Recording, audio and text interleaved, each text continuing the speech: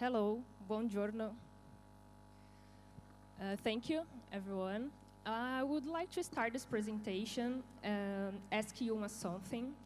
Maybe it's a little bit personal. You don't have to answer it loud, but I have a guess about your answer, and I would like to know if I was right then. So, what was the last thing you did before you sleep? I think you did something like this. Am I right? Guilty? Anyone? Okay. Yeah. Not so much hands.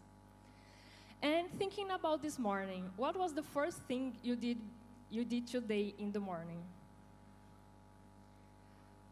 Again, I think you did something like this. Your alarm clock just beeps, and then you turn off, and you just see your messages or your social media or maybe emails. Maybe it's a habit that you are already aware of. Maybe you tried to change it before and you can't. But you have to know that if you can change, it isn't actually totally your fault if you try to change and you can change this habit. That's because it's what some companies and products actually want. We are living what some specialists said in an era of attention economy. In this era, companies just don't compete against direct competitors like a newspaper against another newspaper, or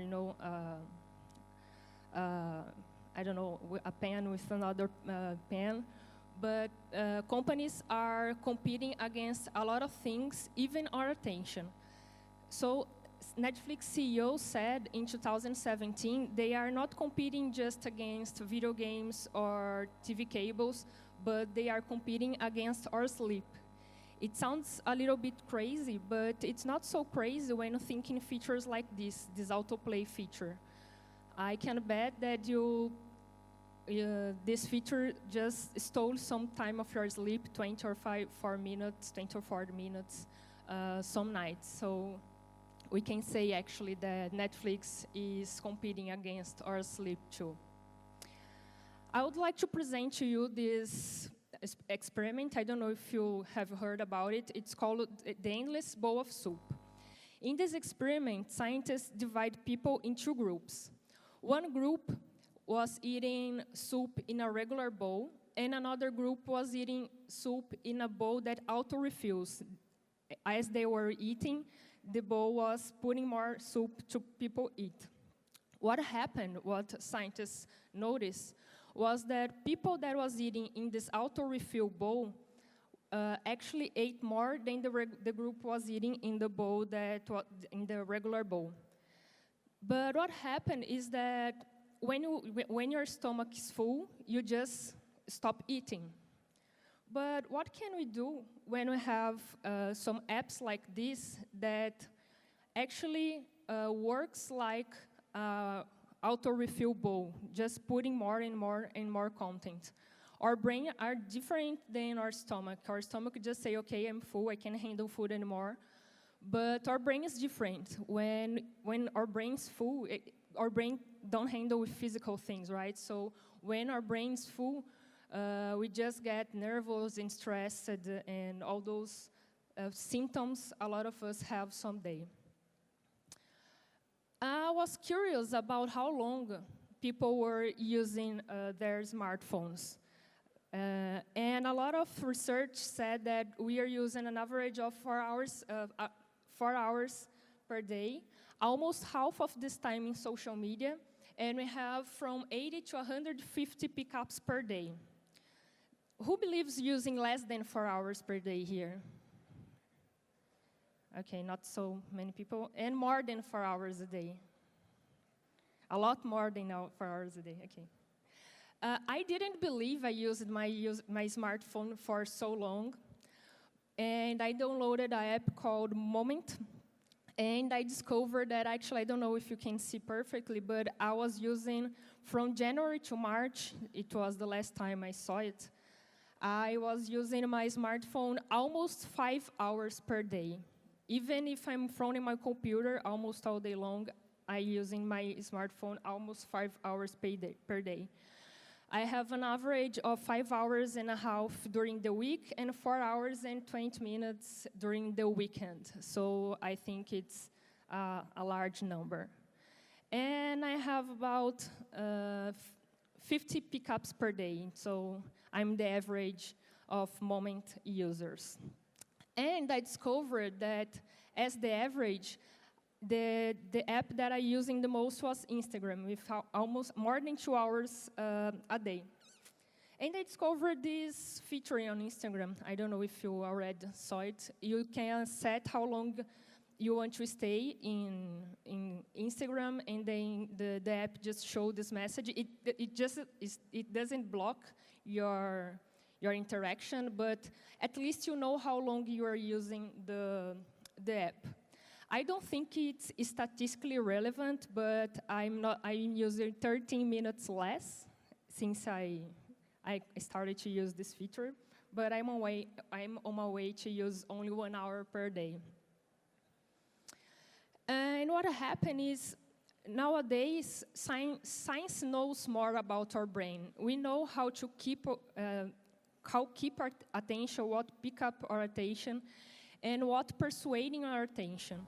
We have, for example, all this red dots notification that science know, and you apply in our products. That red is a color that keeps our attention. We just want to touch it and make this notification go away. We have push notifications for a lot of apps that all the time just block our attention or stole our attention on what we're doing. And we have even email notifications. I like this case of Facebook email notification, when Facebook could just show us the photo that we are tagged. We know when we receive that email that Facebook said, you were tagged in a photo. We are curious. We want to know if we are good in the photo, if we're going to share this photo, or if you have to ask our friend to just delete the photo because we are not good. But they know that we are curious. We are going to click on the link, and when we get to Facebook, we are going to see all these red numbers, and you're not just spend 3 minutes seeing the photo. We are going to spend 20 or 25 minutes taking a look in all these notifications. So all those things is persuading our attention. We go to these apps thinking that we're going to use just for 5 or 10 minutes, but we actually use for 30, 35, 40 minutes, or even an hour or two. It seems like all these apps that I showed before just discovered a magical way to keep our attention and be famous and be as successful. But what happened is that a lot of these products that I showed before used this method called the hook model. Maybe you know this model from this book called Hooked, How to Build Habit-Forming Products. This model is based on 4 steps. The first step is the trigger, that can be external or internal. We have action. We have a variable reward, and it keeps this name because it's going to be important. We have the investment, and then after the investment, all the cycle starts again. I will explain better in the next slide. This is the hook canvas. Who created this canvas was this guy called Nir Ewell. It's the guy for the book too. He has a slide share, and he created this canvas. If you want to, what he said is that if you want to create a habit-forming product, you have to answer these four questions. The first one is the trigger. The trigger can be internal or external, as I said, and some products can be addressed to some feelings. And the first question that you have to answer is, what internal trigger is the product addressing? Maybe people want to be more creative, or being lonely, or feeling bored, so you can just thinking about a feeling that your product can fulfill, as you can say. Then you have to ask the second question, that's the external trigger, that is, what external trigger gets your user to the product? So this is all that we said before about notification, red dots, all the external triggers, even ads or banners, all the things that are external to the person. So we go to the action, the third question. What is the simplest behavior in anticipation of a reward? So it has to be simple.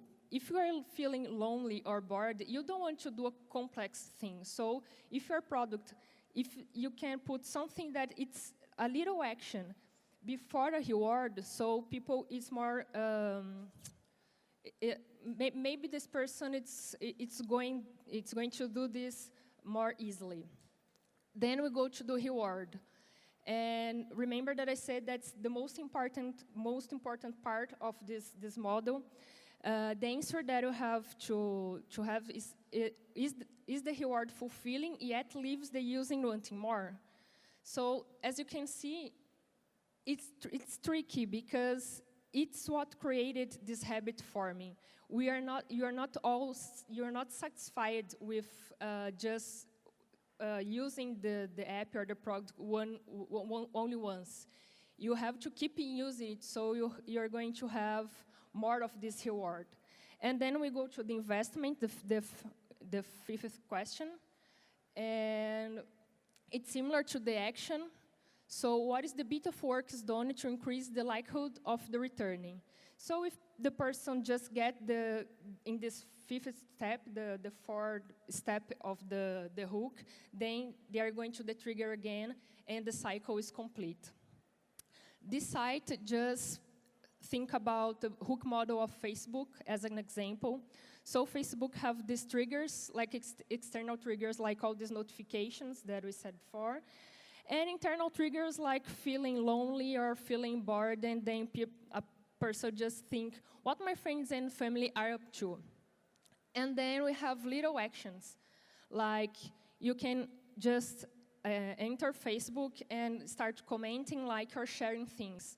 It's easy. You just have to push one button to share a content, right? And after this little action, you are going to receive some rewards, like getting likes or comments or even friends requests or invited to events. And you like it because you're going to be popular on Facebook, and then we start to develop your profile more, so you're going to have more triggers, and then the cycle just keep going. Remember that I said about the variable reward that it's an important thing in this model. Some people believe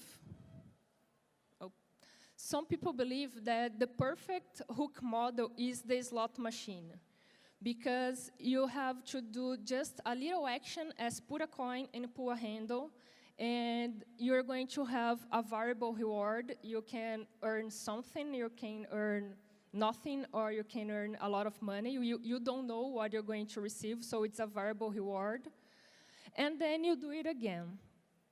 What scientists know now is that what making this model addictive is that our brain, before we have the variable reward, just spread dopamine in our brain. And dopamine are the hormone that get people addicted to some stuff. I don't know what you think, but I see some similarities on this interaction. You know, you just pull a handle. This interaction is called pull to refresh. So it's like you just pull a handle, and then if you are using Twitter, you have more tweets. If you're using your email, you just get more emails, and you don't know which email you're going to receive. Or Facebook, we have a lot of apps based on content that use this interaction, and it's vicious. We have people that do this a lot of times in an hour. So it's the same structure of addictive stuff like slot machines that we are using in our apps. And what is especially concerning is that we are teaching our brain to lose attention.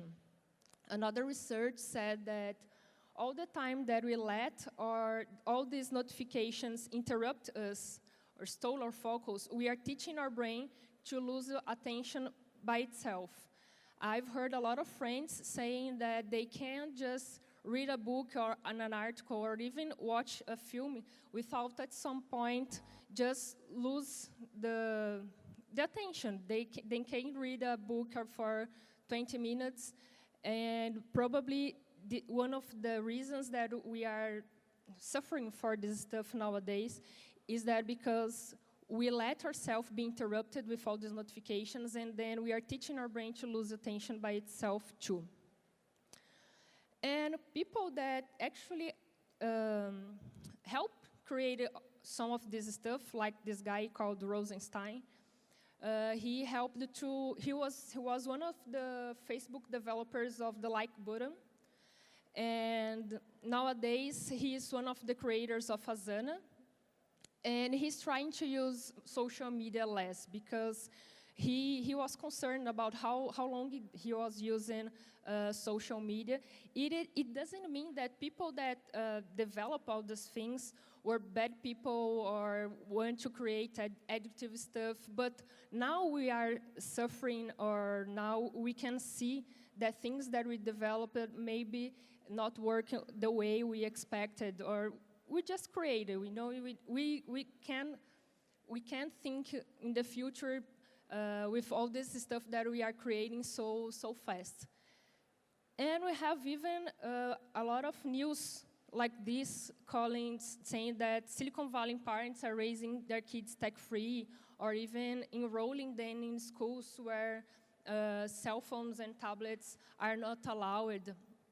And people start to be concerned about all this technology usage. So we came with, people are thinking about all this stuff. And there is no consensus about this. Some people are calling this ethical design. Some people are calling this human design.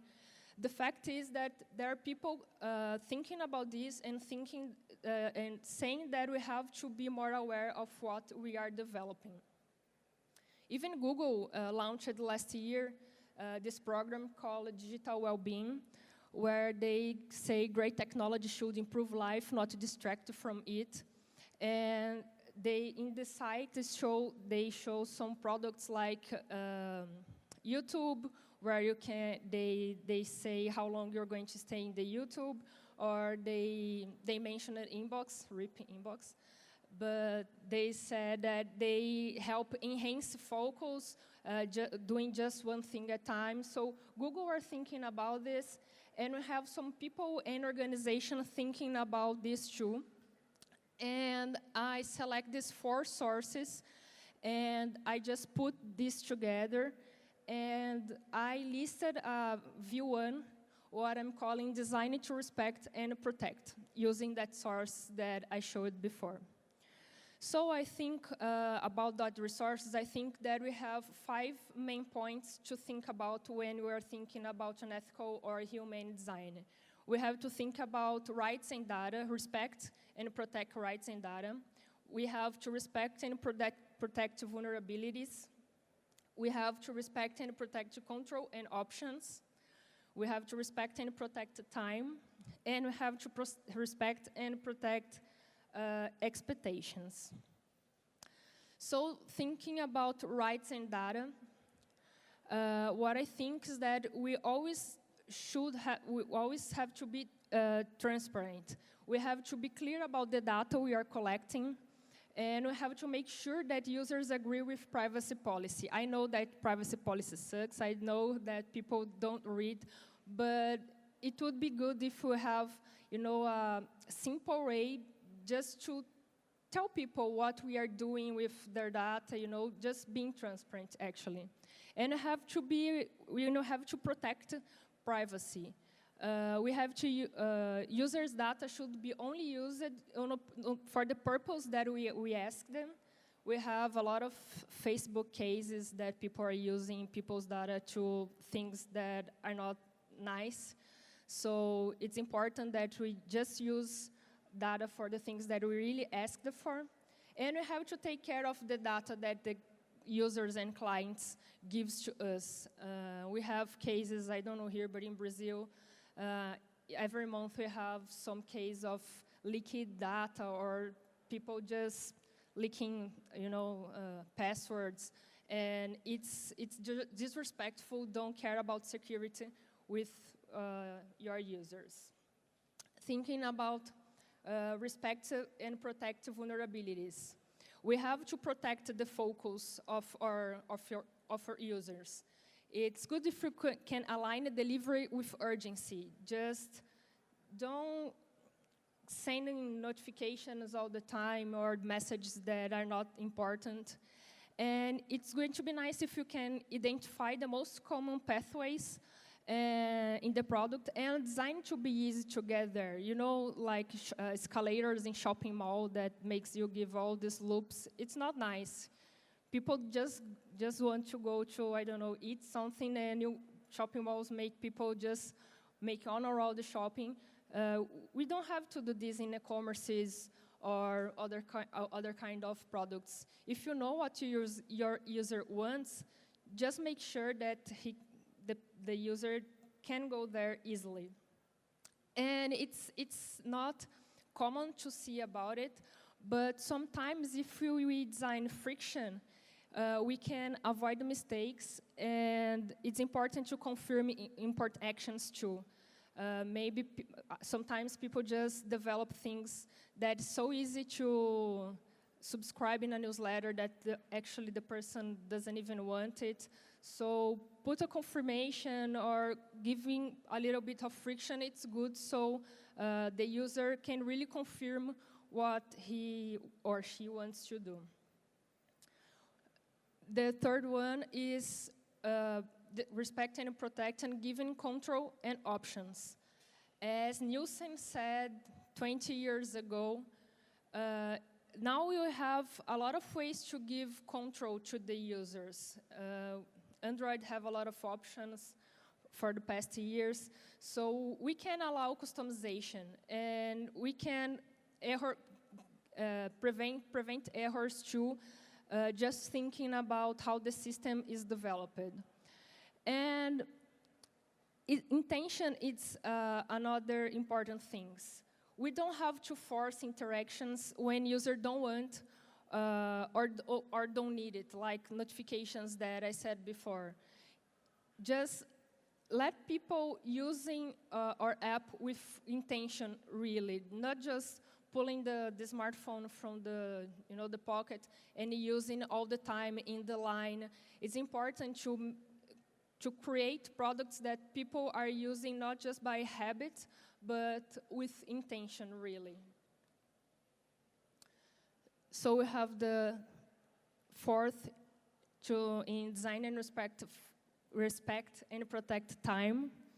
And it's important to respect time, people's time, like habits and schedule. We have a lot of research. I'm a UX designer. When we're going to develop a product, we just go to the environment of the user and try to understand their habits and their schedule, their day by day. So it's important to preserve this time, not just interrupt the user all the time. And it's not perfect, but we have the example of Instagram informing how long user is interacting with the product. And suggest offline activities or in-person connects too. And the last, we have to design to respect and protect expectations. I think it's one of the basic. The product have to be functional, so solve what product promises. The product have to be accessible, respecting users' abilities.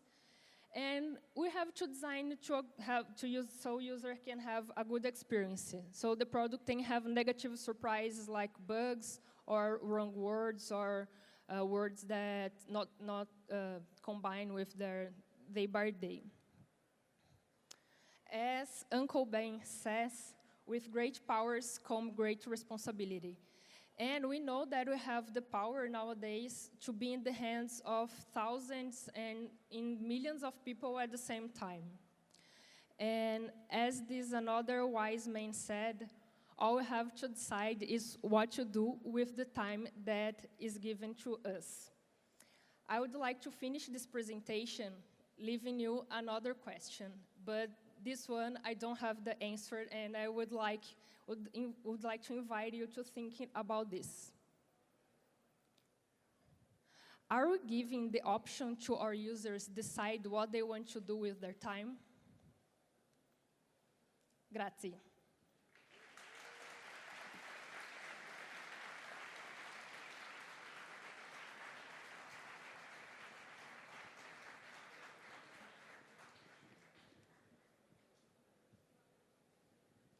You can find these slides in this link. No problem. It's bit.ly/ethical design. I don't know the name of, and I don't. Can you put it again?